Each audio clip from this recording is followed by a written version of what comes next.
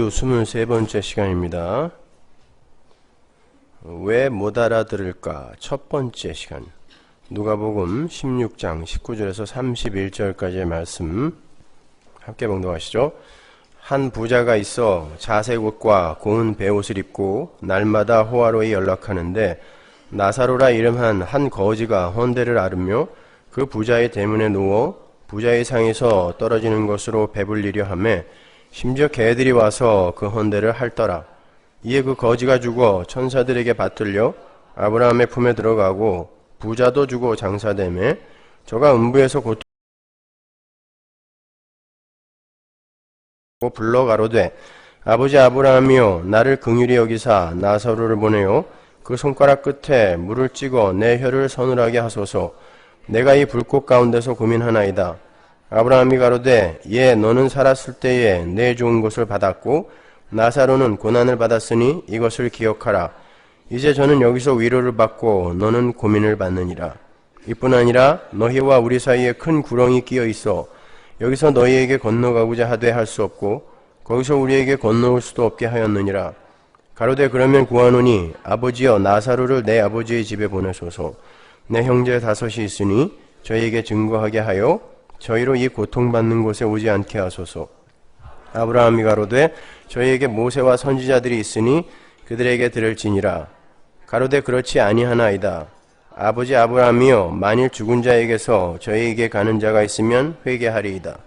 가로되 모세와 선지자들에게 듣지 아니하면 비록 죽은 자 가운데서 살아나는 자가 있을지라도 권함을 받지 아니하리라 하였다 하시니라. 아멘. 그림을 하나 보여드리겠습니다. 이 그림은 제가 아주 좋아하는 빈센트 반 고흐의 성경이 있는 정물이라는 작품입니다. 빈센트 반 고흐는 목사이신 아버지 밑에서 철저한 기독교 교육을 받았던 사람이고요. 그 역시 벨기에의 그 한 탄광촌에 들어가서 7년간 목회를 했던 선교사 출신의 화가입니다. 그런데 고흐의 그림들을 보면은 하나같이 전부 자기 자신의 인생의 그 고뇌라는 그 염증에서 짜낸 고름으로 덧칠해 놓은 듯한 그런 아픔이 느껴집니다. 고갱과의 이별로 스스로 자신의 귀를 자른 뒤에 그려낸 붕대를 감고 파이프를 문 자화상이라든지 담배를 피워물고 있는 해골 등의 작품을 보면은 참 오싹하죠. 그가 어떤 고뇌 속에서 평생을 살았으며 그러한 고뇌 속에서의 자아인식이 어떠했는지가 아주 절절히 배어 나옵니다. 저는 그러한 고뇌하는 고흐가 너무 좋아서 대학 시절에 고흐 박물관을 방문한 적이 있습니다. 그곳에는 화가인 고흐와 작곡가인 드뷔시에게 지대한 영향을 미쳐서 야포니즘이라는 문화 현상을 발행하게 했던 그래서 생전에 고흐가 열심히 그 일본 판화를 수집했죠. 고흐가 열심히 수집해 놓은 일본 에도 시대의 채색 목판화의 대가인 안도 히로시게의 우키요에 그 일본의 풍속화를 이야기하는 거예요. 그 우키요에들이 아름답게 전시가 돼 있고 고흐의 해바라기 정물들과 그 유명한 신발 그림들이 멋지게 전시가 되어 있어요.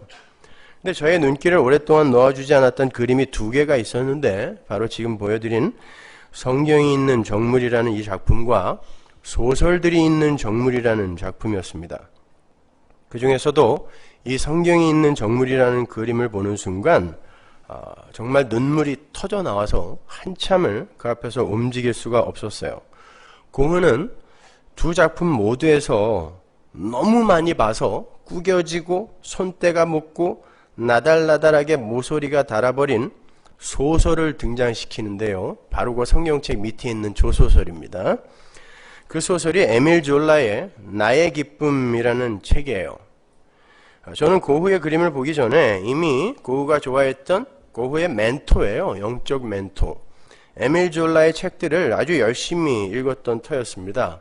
에밀 졸라는 철저한 무신론적 정체성을 가진 개혁적 현대소설의 선구자라 할 수 있는 그런 사람입니다. 당연히 중세의 자투리를 부여잡고 생의 의미와 존재의 의미를 챙기고 있었던 대다수의 유럽의 종교인들에게는 쓰레기라는 평가를 받았겠죠. 에밀 졸라의 작품은 그런 평가를 받았습니다. 고흐의 생전의 작품이 그런 평가를 받았던 것처럼 그는 형식적이고 위선적인 종교인들을 풍자하고 조롱하듯 소설을 써내려갔던 사람이에요. 저에게는 그의 소설이 신앙인들아 삶으로 너의 신앙을 말하라 라는 일갈로 들렸어요. 근데 목사였던 고흐의 그림 속에 뭐 정식으로 신학을 한 건 아니지만 하여튼 목사였어요. 그 고흐의 그림 속에 바로 그 에밀 졸라의 소설이 너무 많이 읽어서 나달나달하게 달아버린 모습으로 등장하고 있다는 거예요. 에밀 졸라는 그의 소설의 내용과 그의 삶을 일치시키려고 무진 애를 썼던 사람입니다. 20세기 초 프랑스의 드레피스 사건에서의 그의 행보만 보더라도 그는 자신의 언행일치의 삶에 다소 결벽증적 집착을 보일 정도로, 제가 보기엔 바리새인 같았는데 집착을 보일 정도로 율법적인 사람이었음을 알 수 있어요. 드레피스 사건이 뭔지는 아시죠? 미국의 그 메카시즘하고 같은 그런 맥락의 사건이었는데 그 10년 전에 마제스틱이라는 영화 혹시 기억나세요? 짐 캐리가 주연한 그 영화가 이 드레피스 사건하고 메카시즘을 풍자해서 만든 영화예요. 코미디 아닙니다. 그거 사람들이 자꾸 코미디라고 그러는데 굉장히 슬프고 무서운 영화인데, 그런 걸 보더라도 이 에밀 졸라는 상당히 개혁적인 사람이에요. 그리고 언행일치에 힘썼던 사람이에요. 그리고 그러한 이야기를 소설로 글로 써냈던 사람입니다. 유럽 전체가 조용하고 있을 때 에밀 졸라 혼자 드레피스는 아니다라고 주장했던 사람이니까 목숨을 걸고요. 청년들은 그러한 사람들에게 열광하죠. 80년대에 386 세대들이 열광했던 사상의 은사라고 열광했던 이광희 씨 같은 분이 바로 그런 맥락에서 이해될 수 있는 사람이에요. 고흐는 중세의 형식적이고 그 위선적인, 그러나 촛불처럼 자신을 불태워서 종교인의 삶을 열심히 살고 있는 자신의 아버지를 타다가 꺼진 촛불로 그려놓은 거예요. 성경책 위에다가. 그리고는 그 아버지로 대표되는 형식적이고 위선적인 기독교를 커다란 성경책으로, 다소 구도가 안 맞는 것처럼 커다란 성경책으로 그려놓고 이사야서 53장을 딱 펴놓은 거예요. 그의 성경책은 이사야서 53장의 고난받는 종의 노래를 펼쳐 보이므로 종교가 어떻게 참 신앙인을 핍박을 하게 되는지를 암시하며 지적하고 있는 거예요. 그게 성경책 아래에 그려진 고흐의 그 영적 멘토 에밀 졸라의 소설이 명료하게 축약하고 있는 메시지예요. 에밀 졸라의 그 나의 기쁨이라는 소설이 바로 그 이야기하고 있는 거였거든요. 그런데 제가 왜 그 그림을 보고 눈물을 흘렸냐면, 이렇게 에밀 졸라식의 언행일치적 신앙을 추구했던 고흐가 왜 일평생 자신의 귀를 자르는 등의 그런 광기를 감추지 못하고 결국 37의 나이에 자기 머리에 권총을 쏴서 자살을 했을까? 그런 답답하고 모순이 되는 듯한 그런 인과의 모양이 거기에서 딱 읽혀졌어요. 고흐의 인생에 대해서 이미 저는 자세하게 알고 있었어요. 근데 그 그림을 보는 순간 그가 갑자기 너무 불쌍해졌던 겁니다. 도대체 왜 정의와 공평과 순수와 언행일치를 그렇게 진지하게 추구했던 고흐가 그토록 고통스러운 삶을 살다가, 심지어 창녀와의 동거도 마다하지 않는 삶을 살다가 나중에 창녀의 누드 그린 거 아시죠? 결국 자신의 머리에 총알을 박는 것으로 그의 인생을 끝내버린 걸까?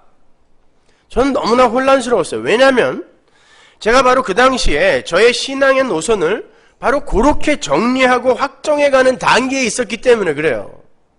대학 시절에 신앙이란 유치하게 예수의 힘을 이용해서 이 세상의 부귀와 영화와 명성을 추구하는 것이 아니라, 그 리영희 선생처럼, 드레피스 사건의 에밀 졸라처럼, 용감한 루터처럼, 간디처럼, 슈바이처처럼 가난하고 압제받는 민중들과 함께 울고 함께 웃으면서 그들의 평등과 권익과 인권을 위해서 이 한 몸 불사르게 내어주는 것이 바로 올바른 신앙인의 삶이라고, 이제 비로소 신앙인의 바른 길을 찾았노라고 확신하고 있던 저에게 고우라는 사람의 인생과 그의 그림 한 장이 커다란 파장을 일으켜버린 거죠.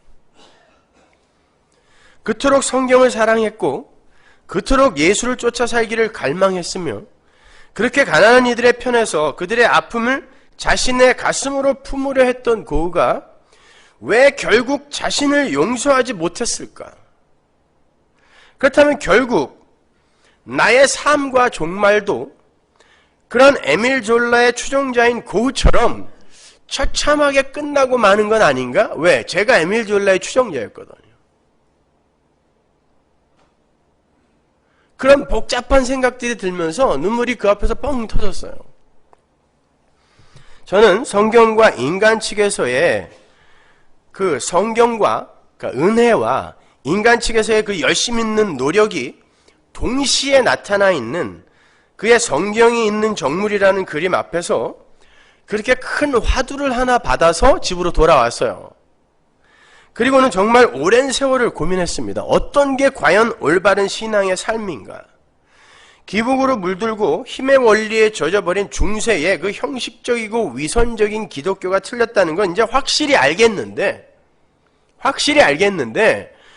고우처럼 무신론자인 그 에밀 졸라나 간디 등의 삶을 표본으로 삼아서 인간과 사회의 변혁과 발전을 위해서 한 몸을 던지는 헌신의 신앙은 과연 올바른 기독교가 맞는가에 대해서 너무나 긴 시간 고민을 했던 거죠.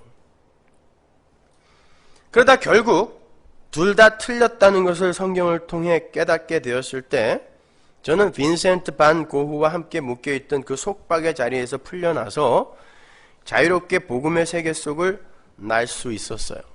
그래서 제가 대학교 때 18번이 단 맥클린의 빈센트라는 노래였어요. 언제 한번 제가 들려드릴 기회가 있을지 모르겠지만 그렇게 저를 에밀 졸라나 고흐의 망령 속에서 벗어날 수 있게 해준 성경 말씀이 바로 오늘 우리가 함께 읽은 거지 나사로와 부자의 비유였어요.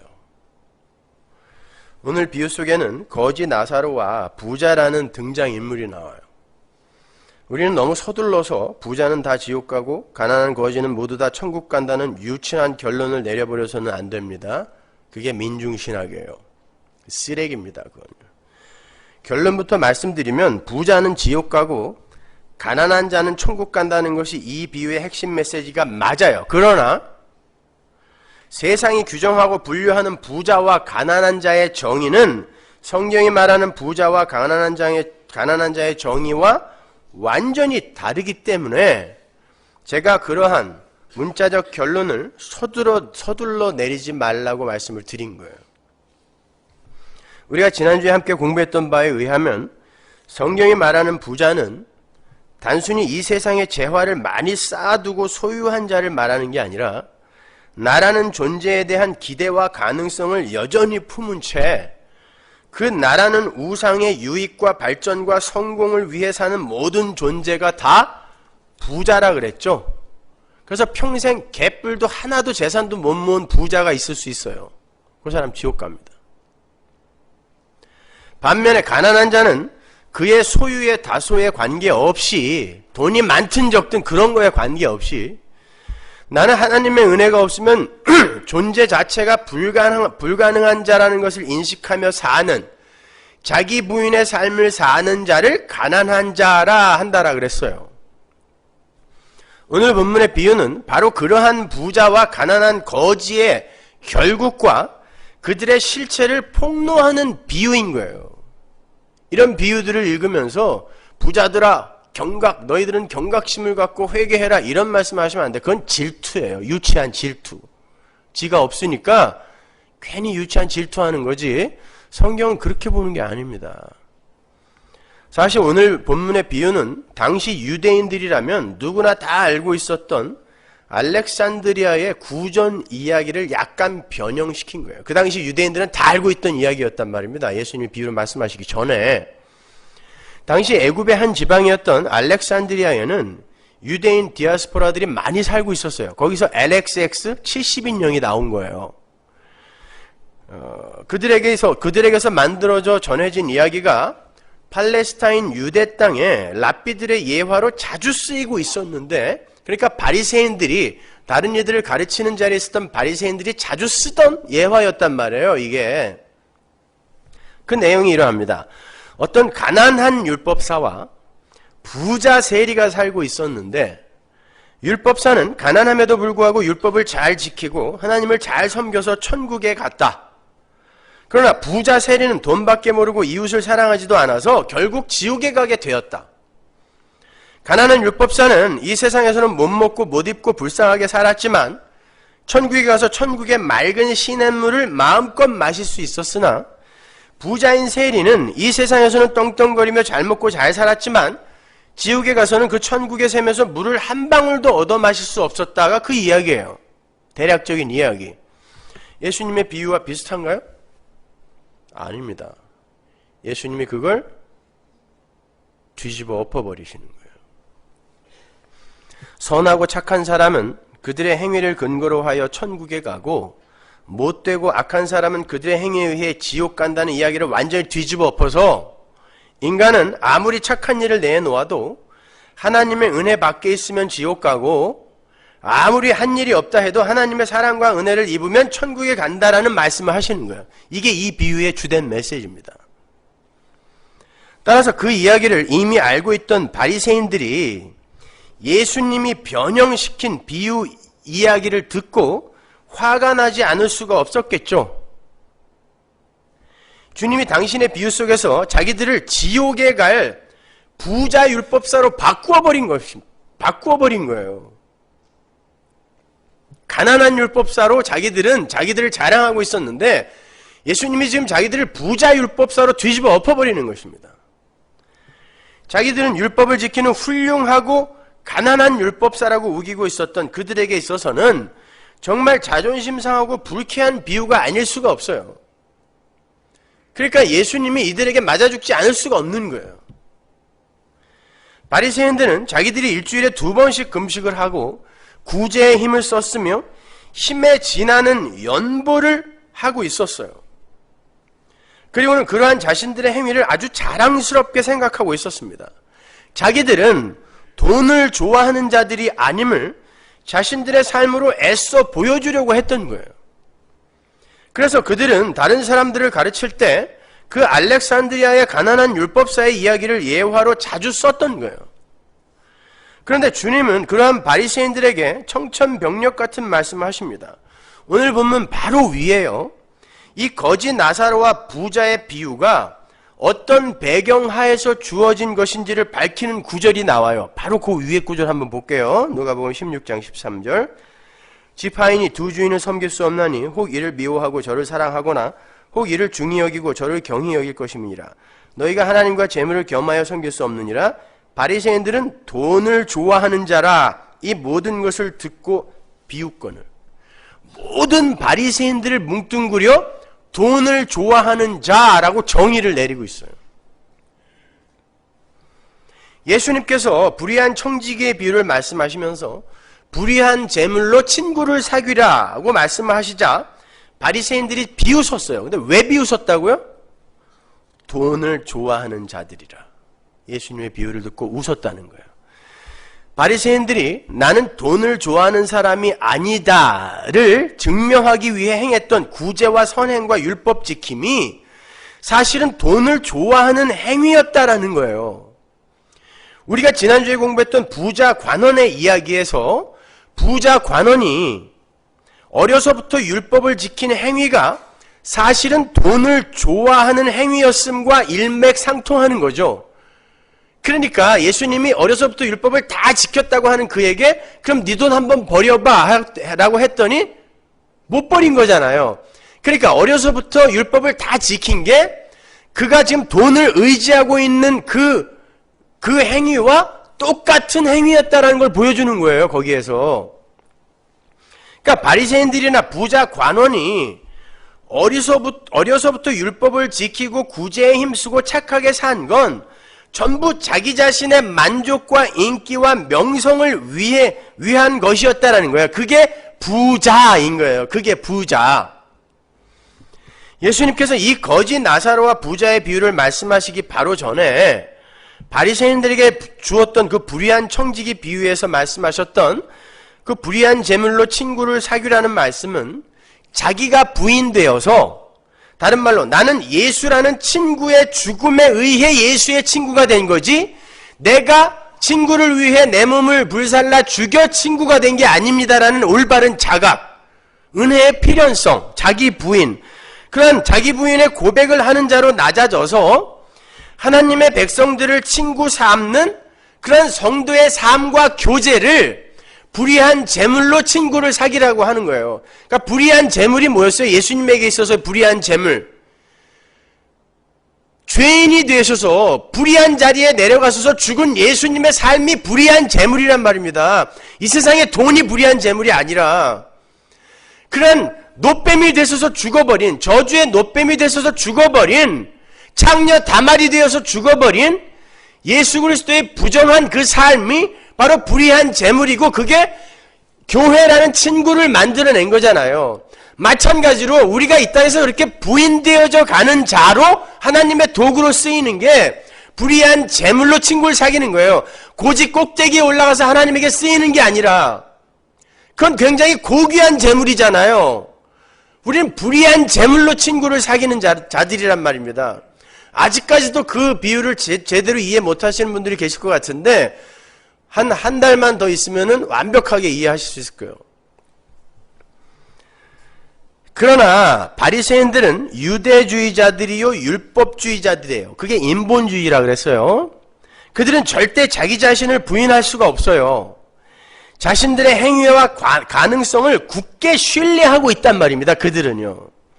따라서 그들은 자신의 소유와 힘을 진심으로 남에게 양도할 준비가 되어 있지 않은 사람들이란 말이에요.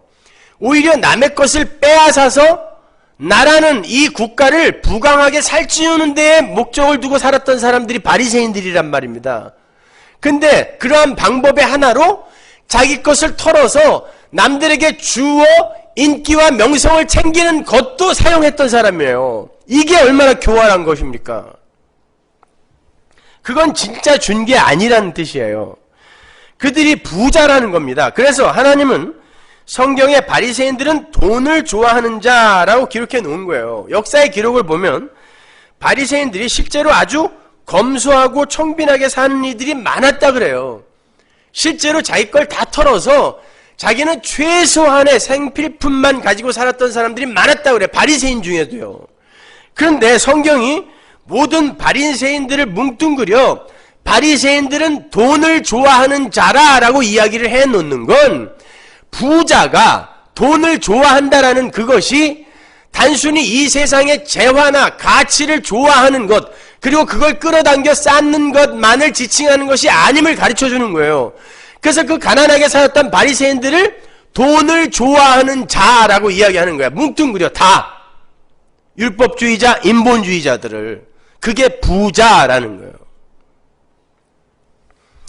그렇게 돈을 좋아하는, 다른 말로 나라는 존재의 가치와 위상을 뽐내기 위해 전력을 다하여 사는 이들에게 지옥에 간 부자의 이야기가 떨어지고 있는 거예요. 평생을 무수유의 삶을 살았던 어떤 스님에게 이 부자의 이야기가 떨어지고 있다고 생각해 보세요. 나는 평생을 무소유로 살면서 사람들의 존경과 인기를 한 몸에 받고 갔어요. 죽으면서까지 챙겨갔어요, 그거. 근데 성경이 넌 부자야 라고 이야기하는 거예요. 장사만 하나 고무신 한 짝밖에 없었는데 넌 부자야 라고 이야기하는 거란 말입니다. 그러니까 속 터질 수밖에 없는 거죠. 나는 죽어라고 열심히 살았는데 나보고 부자라니, 이게 무슨 소리냔 말이에요. 너희들 그렇게 살다가 반드시 지옥에 간다라고 주님이 지금 일갈하시는 거예요. 그런데 지옥에 간 부자의 처신이 참 멋지지 않습니까? 먼저 그는 아브라함을 아버지라고 불러요. 이로써 그 부자가 유대인이며 유대교인이라는 것을 알 수가 있어요. 그들은 자기들의 아버지가 아브라함이라고 공공연하게 주장했던 사람들이에요. 요한복음 8장 39절 보세요. 대답하여 가로되 우리 아버지는 아브라함이라 하니, 이거 바리새인들이 하는 이야기예요. 예수께서 가라사대 너희가 아브라함의 자손이면 아브라함의 행사를 할 것이오늘. 바리새인들이 주님께 자기들의 아버지가 아브라함이라고 이야기를 하죠. 주님이 바로 그 바리새인들에게 이 비유를 주고 계시는 거예요. 그래서 그 부자가 아브라함 보고 아버지라고 부르는 장면을 딱 등장시키는 거예요. 왜 하필 아브라함일까요? 베드로여도 되잖아요. 그땐 베드로가 안 죽었나요? 왜 꼭 아브라함에 모세면 안 돼요? 모세를 더 좋아했었는데 그들이. 주님은 아브라함의 자손은 아브라함의 행사를 한다고 말씀하세요. 그 아브라함의 행사가 뭡니까? 이런 것도 여러분 서둘러 너무 정의 내리시면 안 돼요. 아브라함이 뭐 이렇게 대단한 착한 일을 했어요? 아브라함을 뭐라고 부르죠? 아브라함의 별명. 믿음의 조상. 믿음의 조상이란 건 뭐예요? 그는 믿음에 의해서 구원받은 자지 아무것도 하나님 앞에서 선한 일을 한 적이 없는 자다라는 의미에서 믿음의 조상이에요. 그러니까 아브라함의 행사를 한다는 뜻은 뭐예요? 나는 오직 예수를 믿는 믿음으로만 구원을 얻을 수 있습니다 라는 신앙 고백을 하는 게 아브라함의 행사예요. 그런데 유대인들, 바리새인들은 어떻습니까? 나는 제사 지내고 있고 율법 지키고 있어요. 착한 일 하고 있어요. 이렇게 무수의 삶을 살고 있어요. 그래서 하나님은 다른 사람들보다 나에게 더 많은 상을 줄 거예요. 이게 마귀의 행사란 말이에요, 이것이. 근데 오늘날 교회가 이걸 굉장히 기특한 것으로 부추겨주고 있단 말입니다. 그렇게 자기들의 행위와 업적과 공로를 내세워서 자신들의 유익과 만족과 명성과 가치를 챙기려 하는 자들을 예수님께서 뭐라고 부르시는지 바로 그 밑에 구절 한번 보자고요. 요한복음 8장 43절. 어찌하여 내 말을 깨닫지 못하느냐? 이는 내 말을 들을 줄 알지 못함이로다. 너희는 너희 아비 마귀에게서 났으니 너희 아비의 욕심을 너희도 행하고자 하느니라. 오늘 본문의 비유에서 나온 것처럼 예수님의 말씀을 못 알아듣는 자들이 나오죠. 그죠? 못 알아듣는 자들이 나오고 그들이 왜 못 알아듣냐면 그들이 마귀의 자식이기 때문이다 라고 이야기하는 거예요. 그러니까 요한복음의 이 내용을 알면 오늘 비유는 그냥 거저 알 수 있는 거예요. 똑같은 이야기 하는 거예요. 주님은 아브라함을 아버지라 부르는 유대주의자들에게 마귀의 자식이라는 저주를 퍼부으세요. 요한계시록에도 나오죠. 그들이 유대인이라 하나 사단의 회다라고 이야기하잖아요. 사단의 회다. 마귀 새끼들이다 그러잖아요. 요한계시록에서도 그 이야기 하는 거예요. 그리고는 그래서 너희들이 내 말을 못 알아듣는 거야 라고 이야기하세요. 고린도전서에서의 바울의 표현으로 바꾸면 그래서 부자들에게는 복음이 방언이다 라고 이야기하는 거예요. 제가 다음 주에 고린도전서 14장 15장을 갖고 여러분에게 방언과 예언에 대해서 확실하게 설명을 해드릴 텐데 이 이야기가 그 이야기예요. 다음 주 지나면 또 폭풍이 일어나겠죠? 그러니까 이런 겁니다. 마귀의 자식은 하나님의 은혜의 필연성, 십자가 복음의 필연성을 깨닫지 못하는 자들을 말하는 거고 그들의 행사는 율법적이며 도덕적이며 종교적인 열심을 동반하게 되는데 하나님은 그러한 열심을 전혀 카운트하지 않으시고 지옥불에 던져버린다는 뜻이에요. 반면에 진짜 아브라함의 자식은 어떤 자식일까요? 로마서 9장 7절로 가보세요. 또한 아브라함의 씨가 다 그 자녀가 아니라 오직 이삭으로부터 난 자라야 내 씨라 칭하리라 하셨으니 곧 육신의 자녀가 하나님의 자녀가 아니라 오직 약속의 자녀가 씨로 여기심을 받느니라. 여러분 성경이 너무 일관성 있게 연결이 되어 있다고 생각하지 않으세요? 다 똑같은 얘기하고 있잖아요. 약속의 자녀가 진짜 아브라함의 씨라는 거예요. 약속의 자녀의 모형인 이삭이 어떻게 약속의 자녀가 됐어요? 마른 막대기 같은 도저히 불가능한 할아버지 아브라함과 할머니 사라. 하나님의 은혜가 아니면 절대 그 태에서는 사람이 나올 수가 없어요. 근데 하나님의 은혜가 가입하자 생명이 잉태되고 출산이 되더라는 것입니다. 이게 약속의 자녀예요. 인간의 힘으로는 단 한 가지도 거기다 보탤 수 없는 그러나 은혜에 의해서만 창조가 되는 그게 약속의 자손이란 말이에요. 약속의 자녀. 그러니까 진짜 아브라함의 자식은 율법과 제사와 선행 등으로 자신의 가능성을 챙기는 자여서는 안 된다는 거예요. 그러니까 유대인들이 아무리 아브라함을 아버지 불러도 니들은 아니라는 거예요. 왜냐하면 아브라함의 자손은 아브라함의 행사를 할 것이기 때문에. 진짜 아브라함의 자식은 난 하나님의 은혜가 아니었으면 존재 자체가 불가능한 자입니다 라는 고백을 하는 이삭과 같은 자여야 하는 거예요. 없음에서 있음이 된 거 아니에요. 하나님의 은혜가 아니었으면 그 말라빠진 아브라함과 사라의 태는 그대로 마른 채 없어지는 거예요. 근데 그 없음에서 하나님의 은혜가 가입하니까 있음이 나오는 거예요. 이게 성도입니다. 근데 거기다 우리가 뭘 보태냐고요. 뭘 보태냐고요. 근데 바리새인들은 돈을 좋아하는 부자예요. 자신을 우상 삼아 사는 마귀의 자식들입니다. 그럼에도 자신들은 아브라함의 자손이라고 굳게 믿고 있는 거예요. 오늘날 교회들과 똑같아요. 자기들은 아브라함의 자손 교회라고 굳게 믿고 있어요. 주님은 지금 그런 바리새인들의 잘못된 자아의식을 폭파시켜버리는 거예요. 예수님의 비유에서는 아브라함을 아버지로 부르는 자가 지옥에 가 있는 것입니다. 지옥에. 그러니까 아브라함을 아버지라고 부르고 있던 바리새인들이 얼마나 기분 나빴겠어요. 아무리 비유지만 속셈이 읽히고 있잖아요. 우리 보고 하는 말이구나 이렇게. 그 착한 자칭 아브라함의 자녀가 지옥에 가 있어요. 생각해 보세요. 그 지옥의 부자는 살아생전 거지 나사로가 자기의 대문에 누워서 냄새를 풍기고 심지어 자기의 상에서 떨어지는 음식 부스러기로 배를 채우는 걸 강제로 금하지 않았던 사람이에요. 상 밑에까지 오는 걸 허락했단 말입니다. 그 거지가. 여러분은 그렇게 할 자신 있으십니까? 위생이나 미관을 고려해서 절대 허락할 수 없는 것이 일반적인 사람들의 반응이에요. 그 지린내와 그 더러운 병균이 득실거리는 그 사람들의 접근을 여러분 과연 허락하실 수 있냐고요. 근데 이 부자가 허락했다니까요. 밥 먹는데 상 밑에 와서 그 냄새나는 거지가 뭐 좀 떨어지는 거 없나 하고 바라보고 있다고 생각해 보세요. 밥맛이 나겠습니까? 근데 그 부자는, 그 착한 부자는 그걸 허락했어요. 성경은요, 그 거지 나사로가 어떤 지경에 있던 사람인지를 잘 그려주는데 그게 헌대를 알았다라고 그러죠. 그가 헌대를 알았다 그래요. 그 헌대라고 번역이 된 헬코우라는 단어는 궤양을 앓다라는 뜻이에요. 궤양이라는 것은 몸이 여기저기 염증이 생겨서 골마 터졌다는 뜻이에요.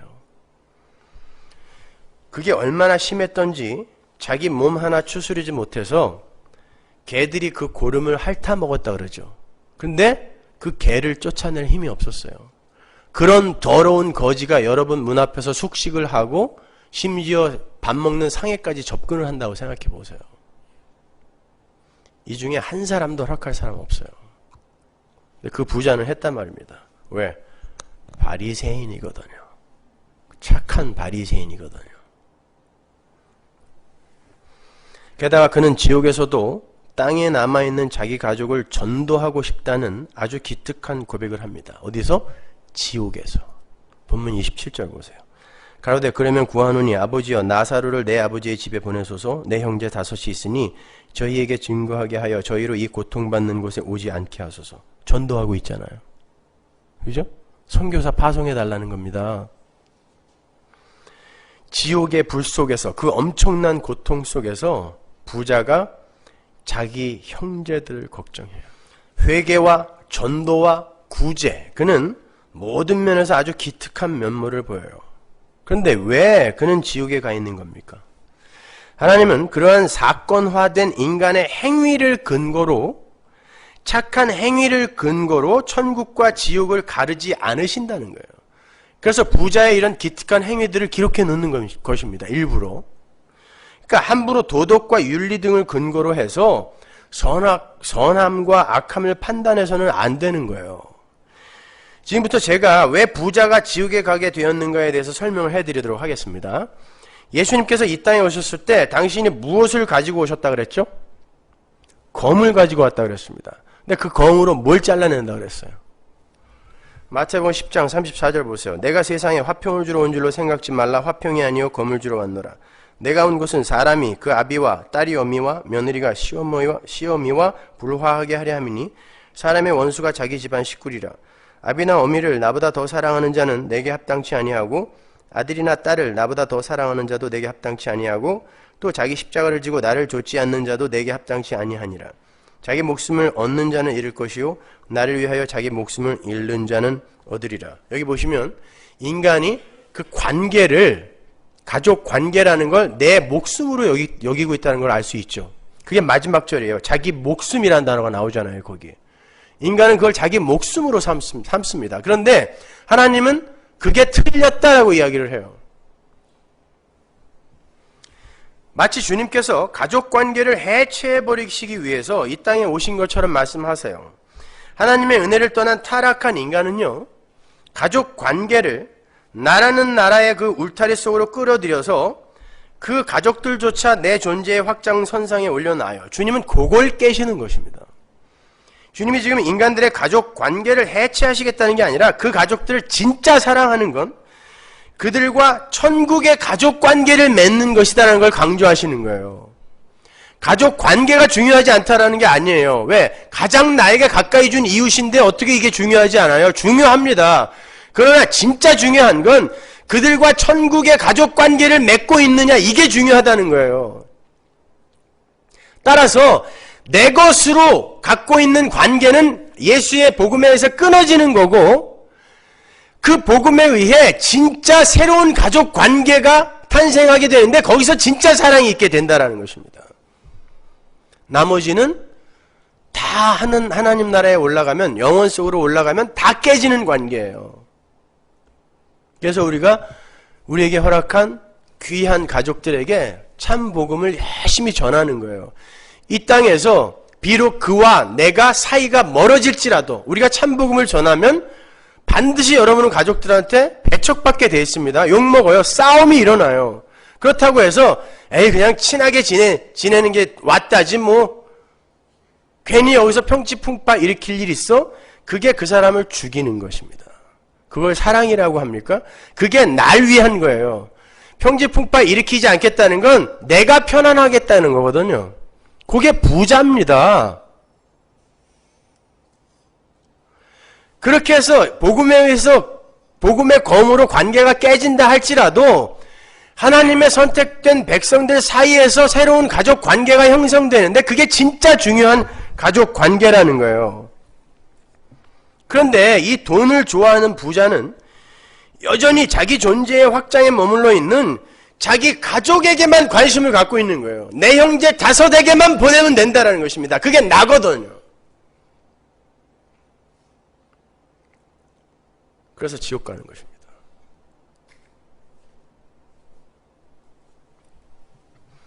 지옥에까지 가서도 내 식구, 내 가족, 내 거에만 관심 있는 거예요. 이게 이 세상 부자들의 특징입니다. 지옥까지 가서도 나의 유익만 챙기는 거예요. 성도는 이 땅에서 이걸 공격당하는 것입니다. 게다가 그의 오만한 부자 행각은 회개의 은혜성을 완전히 무시해버려요. 죽은 자가 살아 내려가서 회개를 전파하면 인간의 지성과 이지로 회개가 가능한 것으로 인식하고 있는 거예요. 이게 알메니안주의입니다. 이 부자가. 이게 하나님의 주권과 하나님의 은혜를 모르는 자들의 모습인 거예요. 쉬운 말로 부자는 기적이 복음 전파에 도움이 된다라는 무식한 사고를 하고 있는 거예요.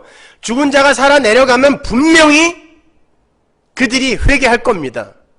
기적이 복음 전파에 도움된다는 거 아닙니까? 천만의 말씀. 주님이 뭐라 그래요? 안 된다라고 이야기합니다. 안 된다. 믿음으로 말미암는 회개는 전적인 은혜로 선물로 주어지는 것이지 인간 측에서 생산되거나 발휘되는 게 아니에요. 여러분 앞에서 태평양이 갈라진다 할지라도 하나님의 선택한 백성이 아닌 자는 예수 안 믿습니다. 그래서 주님이 잃어버린 양의 비유와 잃어버린 드라크마의 비유에서 전부 주인이 찾아 나서서 찾은 거죠, 그거. 근데 뭐라 그래요? 그들이 회개했다 그러잖아요. 그러니까 회개는 찾아 나서는 분에 의해 주도되는 거란 말입니다. 내가 하는 게 아니라니까요. 믿음도 마찬가지고요. 그러나 그걸 내 거로 인정해 주는 거예요. 수년간 우리와 함께 같이 설교를 들었던 사람 중에도 이걸 못 알아듣는 사람들이 있는 반면, 이제 온 지 한 달도 안 된 사람들이 이걸 다 알아듣고, 그렇지, 그게 예수 믿는 거지, 그게 복음이지, 이런 사람들이 있어요. 저는 그럴 때마다 깜짝깜짝 놀래거든요. 회개의 주도권이 하나님께 있다는 것을 하나님이 우리에게 경험케 해주시는 거예요. 뿐만 아니라 부자는 지옥에서도 거지 나사로를 거지 취급합니다. 그건 부자가 지옥에 가서도 부자 행세를 하고 있다는 말이에요. 자기 목이 마르니까 거지 나사로를 시켜서 물 한 방울 배달시켜달라고 아브라함에게 부탁합니다. 지 주제를 모르는 거예요. 여전히 자기는 거지를 부릴 수 있는 사람이라고 생각하는 거예요. 이게 바로 율법주의에 빠진 부자들의 착각입니다. 유대주의와 인본주의는 반드시 자기의 잘남과 우월감을 챙겨갔기 때문에 지옥에서도 자기는 다른 사람들과 다르다는 그 차별의식을 갖고 있는 걸 들켜버리는 거예요, 지금요. 지가 뭔데 나사로를 시켜서 물을 배달시켜요. 이게 지옥에 갈 부자들의 모습이에요. 성경 지식, 자기가 한 종교 행위, 이런 걸로 자기의 우월감을 챙겨요.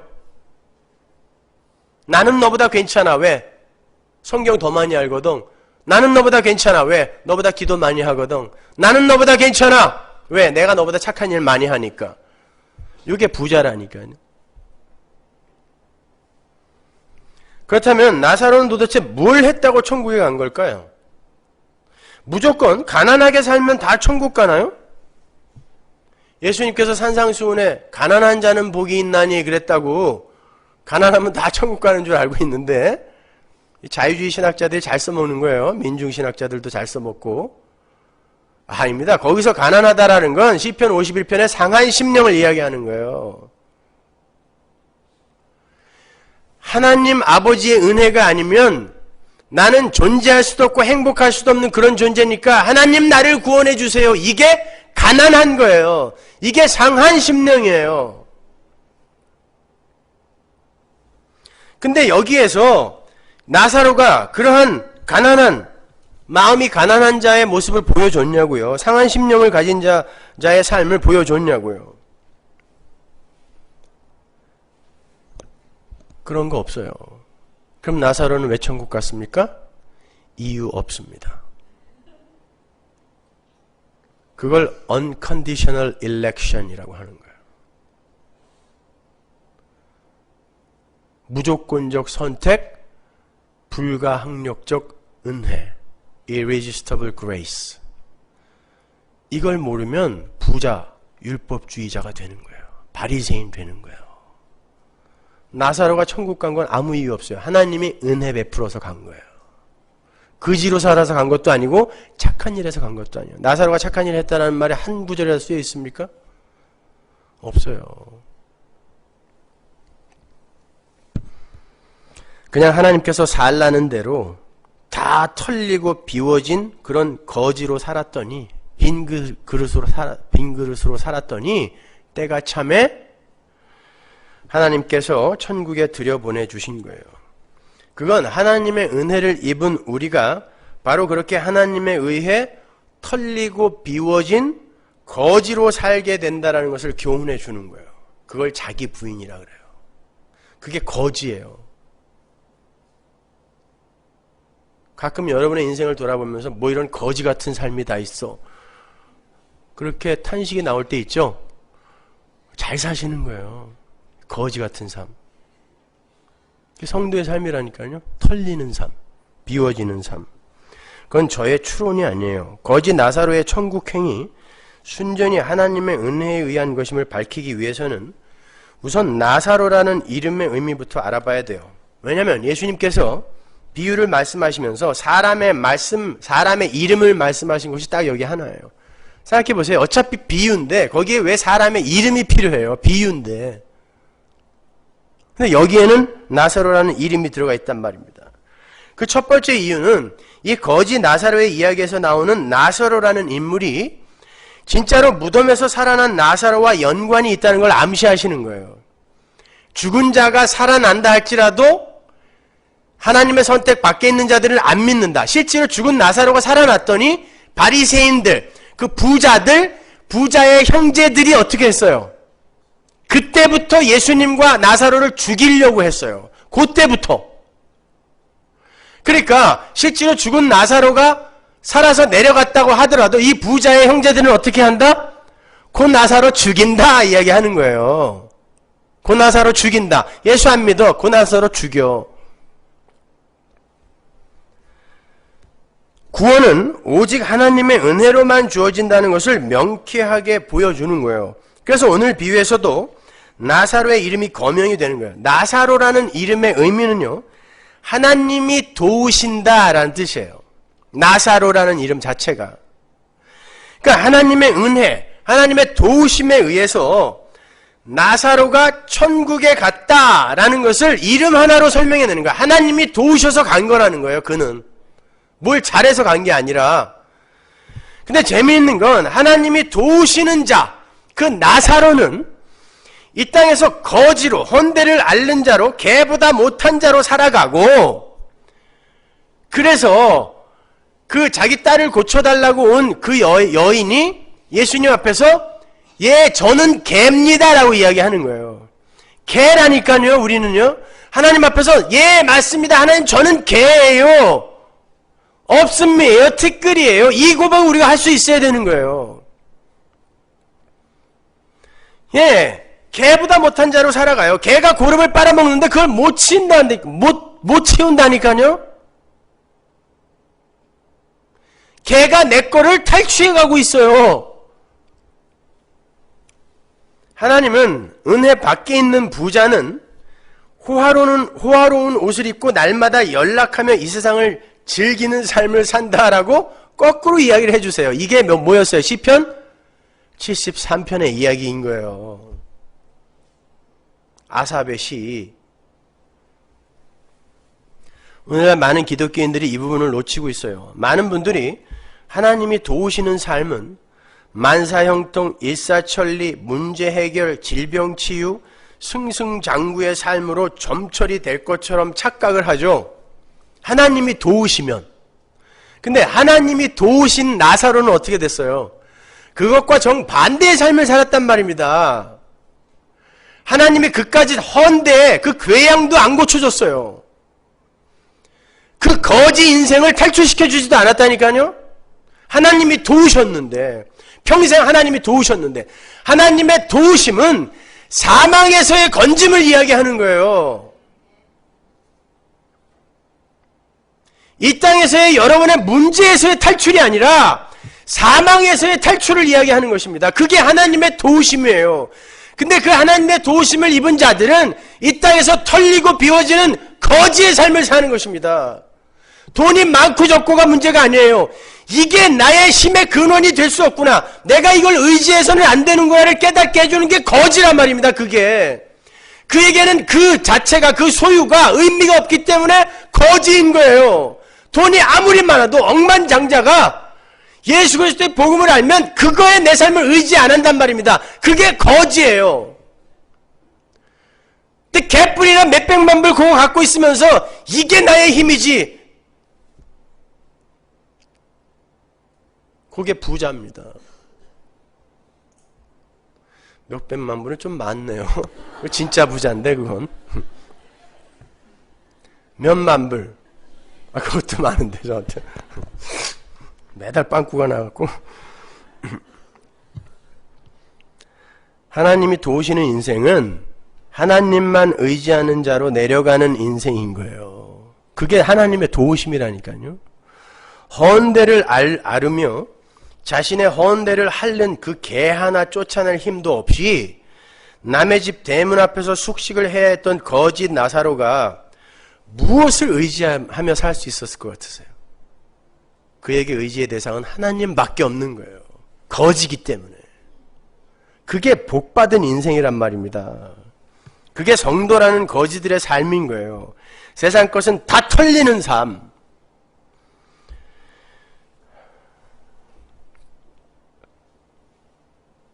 반면에 하나님의 은혜 밖에 있는 사람들은 이 세상에서 누리고 즐길 것이 너무 많아요. 그래서 날마다 잔치를 벌이면서 살아요. 예전에 제가 미국에 오기 전에 김은국 씨하고 같이 자주 놀러 다녔거든요.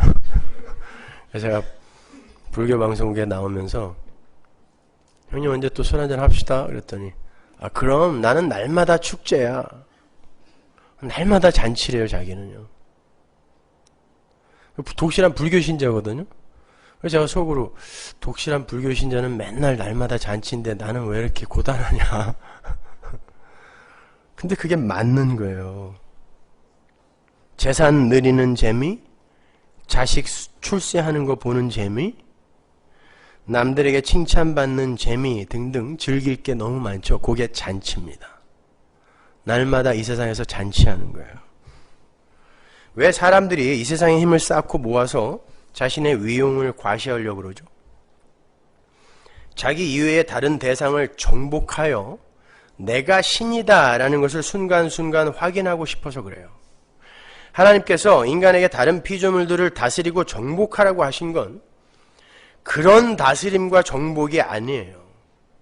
인간이 선악과를 따먹고 자기들의 선악 기준에 의해서 하나님이 말씀하신 정복의 정의를 왜곡시켜버린 거예요. 그건 힘의 원리 하에서의 정복이에요. 우리가 지금 추구하는 정복은. 하나님이 말씀하신 정복은 그거 아닙니다. 하늘의 왕이신 예수께서 이 세상에 내려오셔서 어떻게 세상을 다스리고 정복하셨는지만 봐도 알잖아요. 십자가로 정복하셨다니까요, 그분은. 하나님 나라의 다스림, 하나님 나라의 정복은 하나님만이 가치이며 하나님만이 왕이라는 걸 인정하는 거예요. 그게 정복이에요. 자신을 포함한 이 세상 모든 것들의 가치를 전부 하나님 아래로 밀어내는 걸. 어렵나요? 예를 들어 드릴게요. 인간들이 왜 그렇게 높은 산에 오르려고 하죠? 사람들은 그렇게 높은 산에 오르고 나서 난 그 산을 정복했다라는 표현을 써요. 에베레스트, 히말라야, 킬리만자로 한 5,000고지, 6,000고지 이상은 전부 정복의 대상이 돼요. 심지어 남극과 북극도 정복의 대상이 됩니다. 그거 정복하면 누가 뭐 줍니까? 스포츠용품 회사에서 보너스 조금 주는 것밖에 없어요. 그리고 명예예요. 근데도 목숨을 걸고 가요. 히말라야 같은 데는 산악인들의 공동묘지가 됐어요, 지금요. 그런데도 매년 가요. 정복하겠다고. 저는 그러한 시도들이 인간이 자연을 정복하는 게 아니라 오히려 인간이 자연에게 조롱당하는 현장이라고 생각해요. 여러분, 히말라야가 웃을 것 같지 않으세요? 조그만 인간 몇 명이 산소통 메고 올라와서 낑낑대고 올라와서 깃발 하나 꽂고 발자국 몇 개 찍어놓고는 내가 널 정복했다 그러고 내려가는 거예요. 히말라야가 뒤에서 막 웃을 것 같아. 배꼽을 쥐고. 네가 그게 날 정복한 거야? 어떤 의미에서 정복이니 그게? 웃을 것 같아요. 안 그래요? 그게 어떤 의미의 정복입니까? 극한의 추위를 견디면서 남극과 북극의 극점에 깃발 꽂으면 그게 정복입니까? 개고생이지.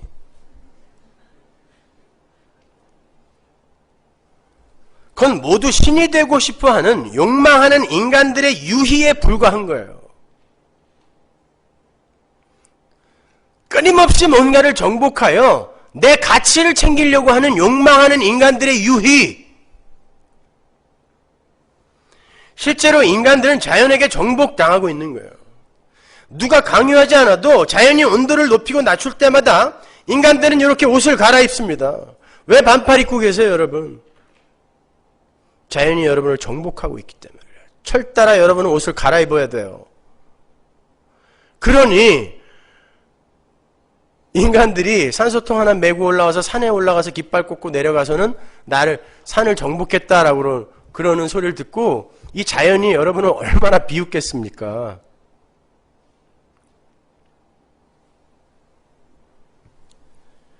인간이 정말 히말라야를 정복할 수 있는 방법이 뭔지 아세요? 히말라야 꼭대기에 올라가는 게 아무런 의미와 가치가 없다는 걸 알고 무시하는 거예요. 그게 히말라야를 정복하는 겁니다. 그러면 그때 정말 산이 놀래요. 왜 나를 무시하지? 내가 세계에서 제일 높은 산인데 저놈들이 왜 나를 무시해? 왜 나에게 신경 써주지 않아? 이걸 진짜 정복이라고 하는 거예요. 진정한 가치는 하나님을 알고 하나님 나라를 소망하며 사는 것이라는 것을 깨달은 사람들이 그러한 세상의 가치를 쓰레기처럼 여겨버리는 거, 그게 진정한 정복이에요. 히말라야가 가치 없다는 게 아니라 거기에 올라가 그 산을 정복하겠다는 인간의 욕망의 가치 없음을 이야기하는 거예요.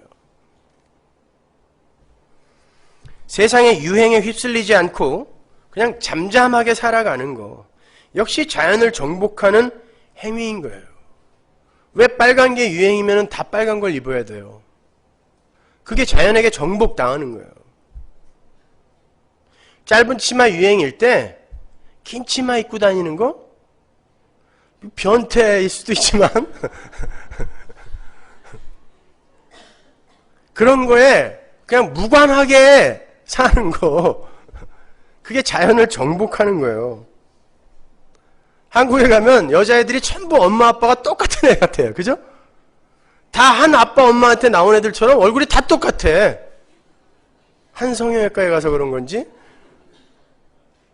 근데 그 와중에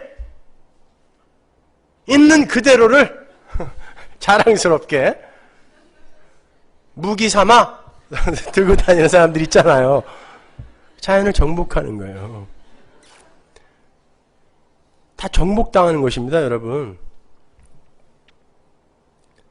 하도 레이저를 많이 맞아가지고 뭐 잡티, 죽은 깨, 뭐 기미 이런 거 레이저 많이 맞으면 없어진다면서요?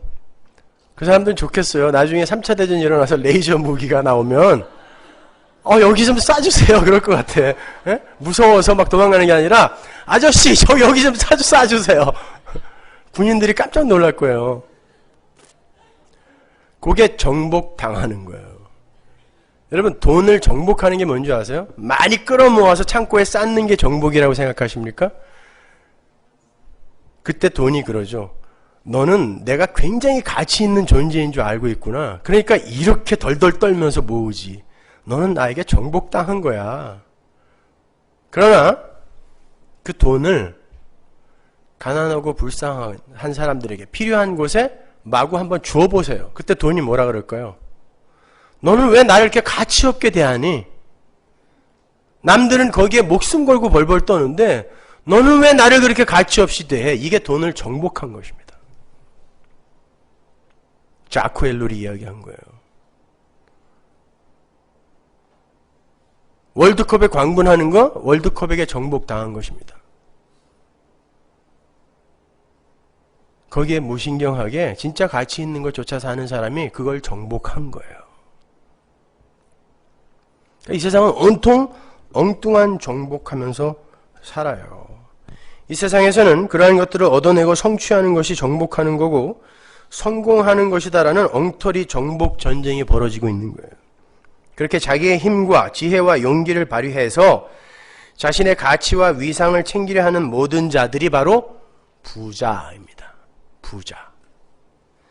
저는 성경을 사랑하고 예수를 사랑했다고 하는 반 고흐가 왜 그렇게 고통과 고뇌의 삶을 살다가 머리에 총을 쏘았는지 이제는 잘 알 수 있을 것 같아요.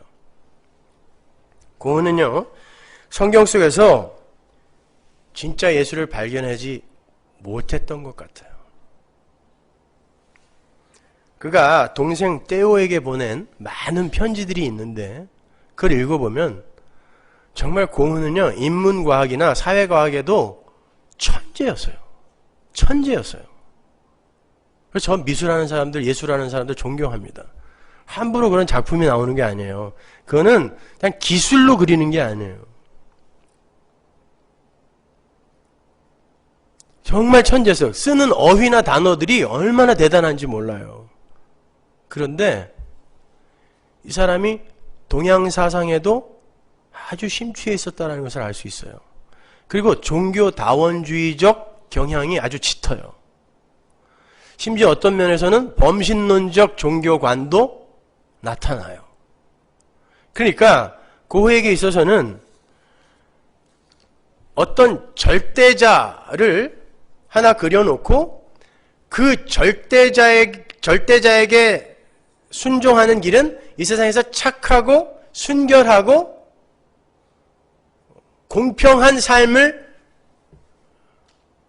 만드는 것, 착하고 순결한 삶을 살고 공평한 삶을 만드는 것 정도로 알고 있었던 것입니다. 근데 자기 삶이 안 따라주는 거예요.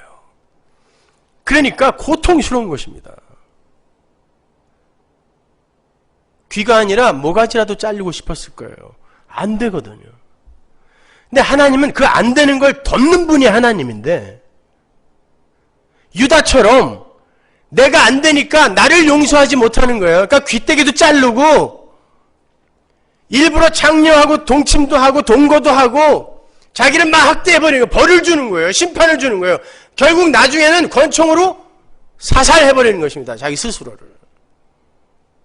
이게 가룟 유다의 인생이었잖아요.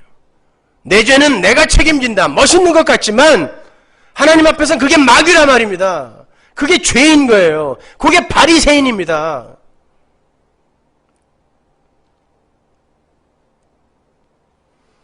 그러니까 그 성경과 에밀 졸라의 책을 늘 같이 그렇게 그려놓은 거예요. 예수님은 개혁자가 아닙니다, 여러분. 혁명가가 아니에요. 내셔널 지오그래픽 채널에서 얼마 전에 예수는 혁명가다라는 프로를 방영해서 봤더니 말도 안 되는 무슨 뭐 빌립복음, 도마복음, 유다복음 이런 거 갖다가 세계적인 신학자들이 나와서 예수는 혁명가에 불과한 사람이다라고 그렇게 방송하는 걸 봤는데 참 불쌍합니다. 그 좋은 머리들을 갖고 예수가 하나님의 아들이 아니다라는 걸 이렇게 증명하는 데만 쓰고 있으니 인간의 이 인본주의적 사고를 버리지 못하면 모든 인간은 거기서 머물 수밖에 없어요. 예수는 그냥 혁명가이다. 예수는 그냥 좋은 롤모델이다. 우리의 본보기다. 쫓아서 살자. 아니요. 우리 쫓아서 못 살아요. 예수님도 그 길 가기 싫어하셨는데 겟세마네에서 땀이 피가 되도록 기도하셨는데 우리가 뭐라고 그 삶을 쫓아 삽니까? 하나님이 끌고 가시는 거예요.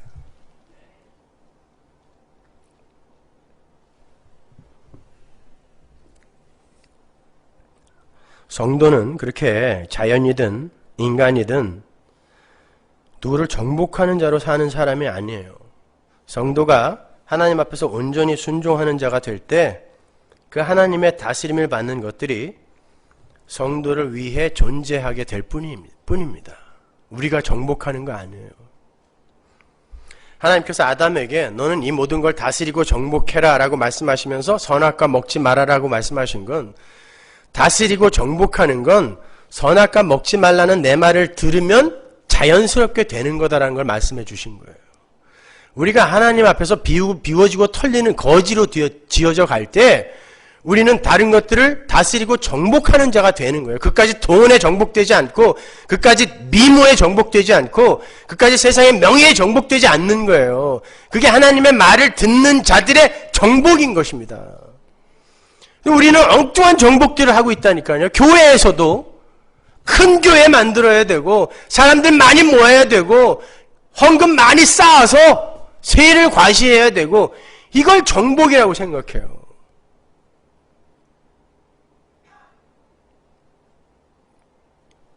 아니에요. 비워지고 털려야 돼요. 교회도 마찬가지라니까요.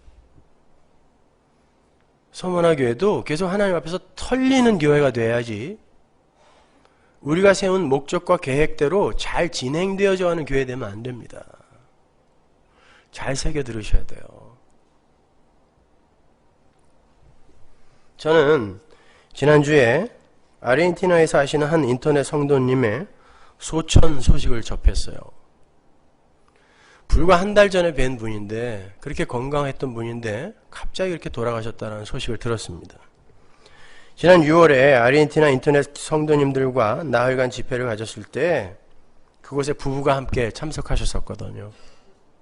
지난 4월부터 저희 교회 설교를 듣기 시작했다고 하니까 얼마 안 됐지만 매일같이 설교 CD와 찬양 CD를, 집으로 가자 CD를 반복하면서 하루 종일 그것만 들으셨던 분들이에요.